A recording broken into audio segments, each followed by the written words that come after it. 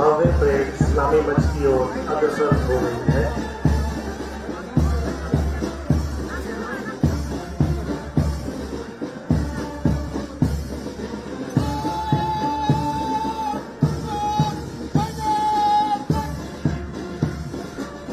राज्य स्तरीय स्वतंत्रता दिवस समारोह की परेड का नेतृत्व डीएसपी प्रणव चौहान कर रहे हैं, जो कि 2019 बैच के एचपीएस अधिकारी हैं।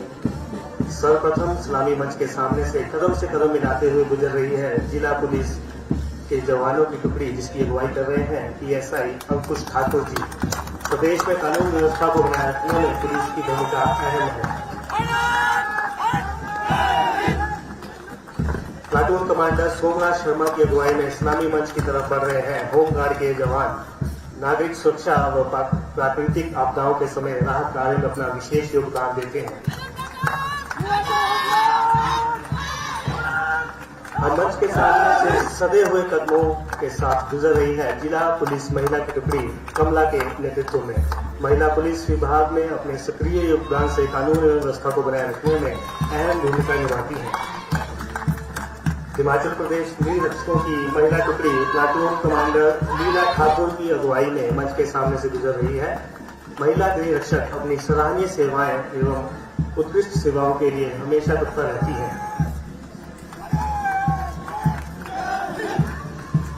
एएसआई गुरदीप सिंह नेगी की अगुवाई में इस्लामी मंच की तरफ बढ़ रहे हैं यातायात पुलिस के जवान। यातायात को सुचारू बनाए रखने में यातायात पुलिस विपरीत परिस्थितियों में भी सदैव तत्पर रहती है।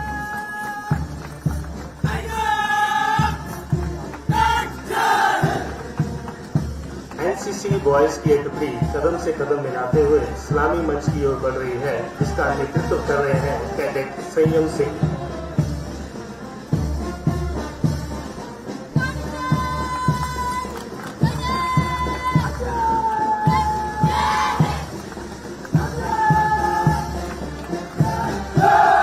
इस्लामी मंच के सामने से कंधा मिलाकर गुजर रही है कैडेट लीना शर्मा की अगुवाई में एनसीसी गर्ल्स की एक टुकड़ी।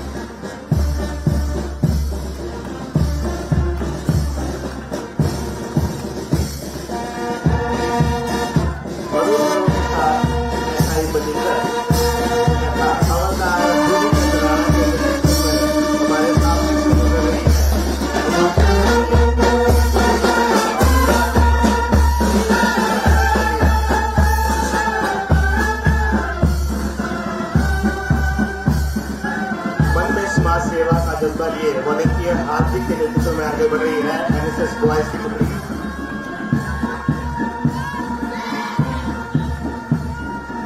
वॉलंटियर श्वेता के नेतृत्व में मंच के सामने से आगे बढ़ रही है एनएसएस गर्ल्स की टुकड़ी।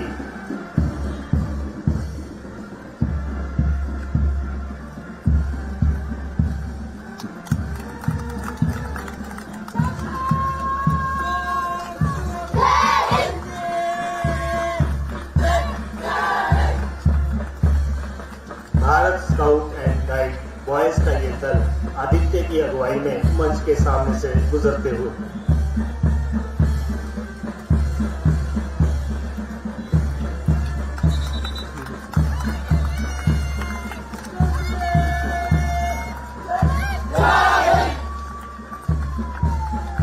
भारत स्काउट एंड गाइड छात्राओं का दल वीनस चौहान की अगुवाई में मंच के सामने से गुजरते हुए।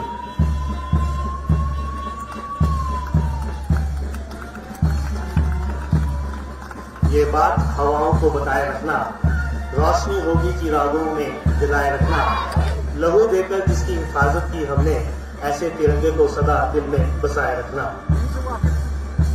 अब हमारा विनम्र निवेदन प्रदेश की प्रगति पर प्रकाश डालने के लिए माननीय मुख्यमंत्री डॉक्टर सुरेंद्र सिंह को देते हैं।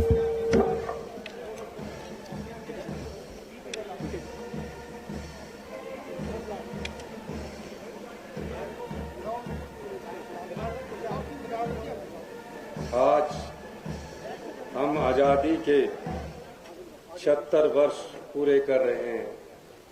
मेरी और प्रदेश सरकार की ओर से आप सभी को स्वतंत्रता दिवस की हार्दिक बधाई। लेकिन हिमाचल प्रदेश के लोगों के लिए जश्न मनाने का यह सही समय नहीं है। पिछले 2 दिनों में हिमाचल प्रदेश पर मुसीबतों का पहाड़ टूट पड़ा है। कई जगहों पर बादल फटने और पहाड़ खिसकने की घटनाएं सामने आई है। तिनका तिनका जोड़कर बनाए गए घर इस आपदा में मलबे में दब गए हैं। यह सब देखकर मन दुखी है। रोते विखलते लोगों को देखकर मेरा दिल दहल जाता है।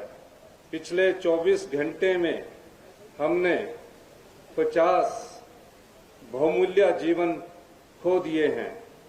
किसी के सिर से माता पिता का साया उठ गया, किसी बहन का भाई गुजर गया और किसी ने अपने जिगर का टुकड़ा हमेशा हमेशा के लिए खो दिया। हिमाचल प्रदेश में मानसून आने के बाद से 300 से ज्यादा लोगों को अपनी जान गंवानी पड़ी है। मैं सभी मृतकों को भावभीनी श्रद्धांजलि अर्पित करता हूं। प्रभावित परिवारों के लिए यह मुश्किल की घड़ी है। आप और मैं सबको विश्वास दिलाता हूं कि वर्तमान राज्य सरकार प्रदेश के लोगों के साथ पूरी मजबूती के साथ खड़ी है। हम जानते हैं कि प्रभावित परिवारों के घाव पैसे से नहीं भरे जा सकते हैं, लेकिन राज्य सरकार एक एक पैसा जोड़कर एक एक घर बसाएगी। यह हमारा संकल्प है। मैंने तबाही के मंजर को खुद देखा है और प्रभावितों के दर्द को महसूस किया है। कई क्षण ऐसे आए जब मैं भावुक हो गया। पूरी सरकार एकजुटता के साथ हिमाचल प्रदेश को संकट से निकालने के लिए युद्ध स्तर पर काम कर रही है। इस त्रासदी को देखते हुए राज्य सरकार ने पिछली शाम ये फैसला किया है कि इस साल स्वतंत्रता दिवस के कार्यक्रम सेरेमोनियल होंगे। सभी सांस्कृतिक कार्यक्रमों को रद्द कर दिया गया है। परेड में भी एसडीआरएफ के जवानों को शामिल नहीं किया ताकि राहत एवं बचाव कार्य प्रभावित न हो और इंसानी जान के नुकसान को कम किया जा सके। प्रदेश में प्राकृतिक आपदा से भारी तबाही हो रही है। यह पिछले 50 सालों की सबसे बड़ी आपदा है। जगह जगह घर और सड़कें टूट रही है। किसानों के खेत खलिहान भी तबाह हो रहे हैं। पूरे प्रदेश में आपदा से भारी नुकसान हो रहा है। मैं आज भी पहाड़ सा हौसला लेकर लोगों को राहत पहुंचाने में लगे है हमारी सरकार। आपदा की इस घड़ी में अपने कर्तव्य को सबसे ऊंचा स्थान देकर बहाली के काम में जुटे सभी अधिकारियों और कर्मचारियों का मैं आभार व्यक्त करना चाहता हूं। यह सरकार की गंभीरता को दिखाता है कि एक मुश्किल रेस्क्यू ऑपरेशन के तहत -4 डिग्री तापमान में 14,000 फुट की ऊंचाई पर पहुंचकर सरकार ने काम किया है। जिला लाहौल स्पीति के चंद्रताल में फंसे 303 पर्यटकों को सुरक्षित निकाला। अपनी जान की परवाह न करते हुए राजस्व मंत्री श्री जगत सिंह नेगी और मुख्य संसदीय सचिव श्री संजय अवस्थी ने ये मिशन पूरा किया और जो सभी मेहमान पूरे देश से आए हुए थे उनको सुरक्षित निकाला। इस आपदा में राहत कार्य को सुचारू रूप से चलाने के लिए वर्ल्ड बैंक ने भी प्रदेश सरकार की सराहना की है। मैं किसानों और बागबानों को विश्वास दिलाना चाहता हूं कि उनकी मेहनत को हर हाल में मंडियों तक पहुंचाया जाएगा। सरकार ने पंचायत स्तर पर सभी लिंक रोड खोलने के लिए पर्याप्त पैसा दिया है और अधिकारियों को निर्देश दिए हैं कि समयबद्ध सभी सड़कों को खोला जाए।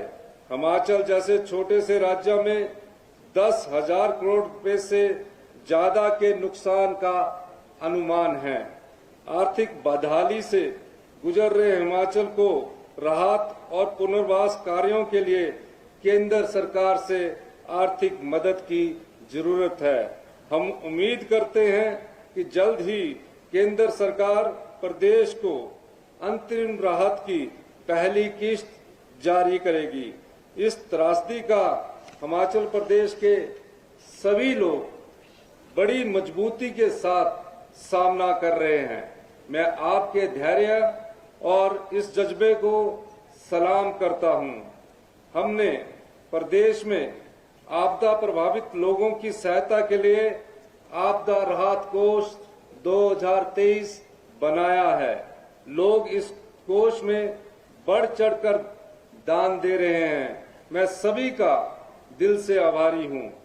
इस वर्ष आपदा के दौरान गंभीर संकट की स्थिति को देखते हुए हमने राहत का एक स्पेशल पैकेज घोषित किया है। पहले घर को पार्शली डैमेज होने पर 10,000 रुपए की मदद दी जाती थी, लेकिन राज्य सरकार ने इस मदद को बढ़ाकर 10 गुना 1 लाख रुपए कर दिया है। दुकानों और ढाबों को नुकसान होने पर पहले सिर्फ सामान के एवज में 10,000 रुपए मिलते थे, इसे भी बढ़ाकर 1 लाख रुपया किया गया है। किराएदार के सामान को नुकसान होने पर पहले 25,000 रुपए की मदद मिलती थी, जिसे बढ़ाकर 50,000 रुपए किया गया है। कृषि और बागवानी भूमि में सिल्ट आने पर पहले लगभग 1,400 रुपया प्रति बीघा मुआवजा दिया जाता था, इसे बढ़ाकर 5,000 रुपए प्रति बीघा किया है। कृषि और बागवानी योग्य भूमि को नुकसान पर पहले 3,000 रुपया प्रति बीघा की मदद दी जाती थी, जिसे राज्य सरकार ने 10,000 रुपया प्रति बीघा कर दिया है। साथ ही आपदा में गाय भैंस की मृत्यु पर मिलने वाले मुआवजे को 37,000 रुपये से बढ़ाकर 55,000 रुपये किया गया है। इसके अलावा भेड़ और बकरी की मौत पर मिलने वाले 4,000 रुपये को बढ़ाकर 6,000 रुपया कर दिया है। हमारी सरकार के मंत्री, एमएलए और प्रशासन आम जनता को तुरंत राहत प्रदान करने के लिए मौके पर पहुंचे। प्रदेश सरकार स्पेशल पैकेज के तहत प्रभावित लोगों को राहत पहुंचाने के लिए 100 करोड़ रुपया खर्च कर रही है। इसके अलावा हमारी सरकार ने डिजास्टर प्रिपेयरनेस के लिए एक लॉन्ग टर्म योजना तैयार की है, जिससे भविष्य में ऐसी जिस पर लगभग 800 करोड़ रुपए खर्च किए जाएंगे, जिससे भविष्य में ऐसी आपदाओं के दुष्प्रभाव को कम किया जा सके। प्रदेश में कृषि, बागवानी, वन और जल क्षेत्र पर ध्यान केंद्रित करते हुए लैंडस्लाइड, अवलॉन्चेस, बाढ़ और भूकंप के लिए प्रत्येक जिले में उच्च स्तरीय वैज्ञानिक डेटाबेस का विकास एवं आपदा प्रबंधन को मजबूत किया जाएगा, जिससे होने वाले नुकसान को रोका जा सके। विधवाओं और एकल नारियों की मुश्किलों को समझते हुए हमने मुख्यमंत्री विधवा एवं एकल नारी आवास योजना शुरू की है। इसके तहत इस वर्ष 7,000 ऐसी महिलाओं को मकान बनाने के लिए प्रति महिला 1.5 लाख रुपए की सहायता दी जाएगी। हम स्वतंत्रता दिवस के अवसर पर सभी शहीदों और आजादी की लड़ाई में भाग लेने वाले सभी महानुभावों को याद करते हैं और उन्हें श्रद्धा सुमन अर्पित करते हैं। मैं आपको विश्वास दिलाना चाहता हूं कि प्रदेशवासियों के सहयोग से हम आने वाले 4 वर्षों में हिमाचल प्रदेश को आत्मनिर्भर बनाएंगे और आने वाले 10 साल में हिमाचल प्रदेश देश का सबसे अमीर और समृद्धशाली राज्य होगा। स्वतंत्रता सेनानियों को प्रदेश सरकार द्वारा दी जाने वाली सम्मान राशि को, जिन्होंने आजादी में अपनी कुर्बानियां दी है, को मैं 15,000 रुपए से प्रति माह से बढ़ाकर 25,000 रुपए प्रति माह करने की घोषणा करता हूं। जिन स्वतंत्रता सेनानियों की मृत्यु हो चुकी है, उनकी पत्नियों को प्रदेश सरकार द्वारा दी जा रही सम्मान राशि को भी 15,000 प्रति माह से बढ़ाकर 20,000 रुपए प्रति माह करने की घोषणा करता हूं। शत्रु सेना के विरुद्ध ऑपरेशन के दौरान युद्ध दुर्घटना में शहीद होने अथवा घायल या गुम होने वाले सैनिकों के आश्रितों को प्रदेश सरकार द्वारा अनुग्रह अनुदान राशि प्रदान की जाती है। प्रदेश सरकार द्वारा दी जाने वाली इस अनुग्रह अनुदान राशि में मैं 50% की बढ़ोतरी करने की मैं घोषणा करता हूं। युद्ध या युद्ध जैसी परिस्थितियों में शहीद सैनिक के आश्रितों को 20 लाख रुपए के स्थान पर अब 30 लाख रुपया दिए जाएंगे। नॉन ऑपरेशनल क्षेत्रों में अथवा ऐसे ऑपरेशनल क्षेत्रों जहां युद्ध न हो मरने वाले सैनिकों को आश्रितों को 5 लाख रुपए के स्थान पर अब 7.5 लाख रुपया दिए जाएंगे। ऑपरेशन में 50% से अधिक अपंग हुए सैनिकों को 3.75 लाख रुपए तथा 50% से कम की अपंगता वाले सैनिकों को 1.5 लाख रुपए दिए जाएंगे। मैं विधवा पुनर्वास योजना में जो सामाजिक एवं अधिकारिता विभाग के अंतर्गत महिला एवं बाल विकास निदेशालय द्वारा क्रियान्वित की जा रही है, विधवा पुनर्विवाह योजना के अंतर्गत दी जाने वाली सहायता राशि को 65,000 रुपए से बढ़ाकर 2 लाख रुपए करने की घोषणा करता हूं। हमारी सरकार मनरेगा कार्यक्रम के अंतर्गत काम करने वाले लोगों के प्रति संवेदनशील है, अतः मैं इस मनरेगा मजदूरों की दिहाड़ी को सामान्य क्षेत्र में 224 से 240 तथा जनजातीय क्षेत्र में 280 से 294 रुपए करने की घोषणा करता हूं। इस घोषणा से मनरेगा में काम करने वाले 9 लाख परिवारों को लाभ होगा। इंदिरा गांधी मातृ शिशु संकल्प हिमाचल प्रदेश में राष्ट्रीय परिवार स्वास्थ्य सर्वेक्षण 5 के अनुसार कुपोषण की समस्या एक चिंता का विषय है। सरकार पूरक पोषण के रूप में गर्भवती महिलाएं, धात्री माताओं तथा 6 माह से 6 साल के बच्चों व कुपोषित बच्चों के पोषण व स्वास्थ्य संबंधी आवश्यकताओं की पूर्ति करने के लिए वचनबद्ध है। पोषण की कमी से अनेक स्वास्थ्य समस्याएं उत्पन्न होती है, इसलिए सेहतमंद व बीमारी मुक्त जीवन के लिए संतुलित आहार बहुत आवश्यक है।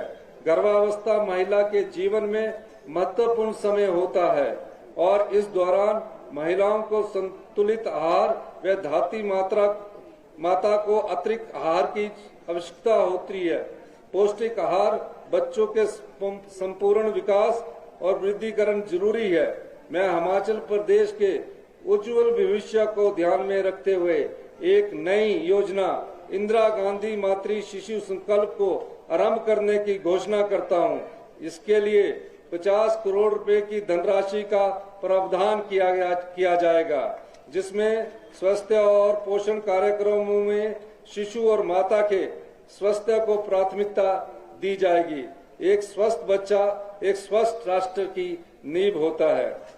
इस आपदा को देखते हुए राज्य में बागवानी गतिविधियों को बढ़ावा देने के उद्देश्य से मैं सेब, आम, लीची फलों के लिए इस वर्ष MIS के तहत, क्योंकि पूरे बागवान क्षेत्र का मैंने खुद भी दौरा किया है, कांगड़ा शिमला के ऊपरी क्षेत्रों का मैंने खुद भी दौरा किया है और मैंने ये पाया है कि इस आपदा में उन्हें भारी नुकसान हुआ है।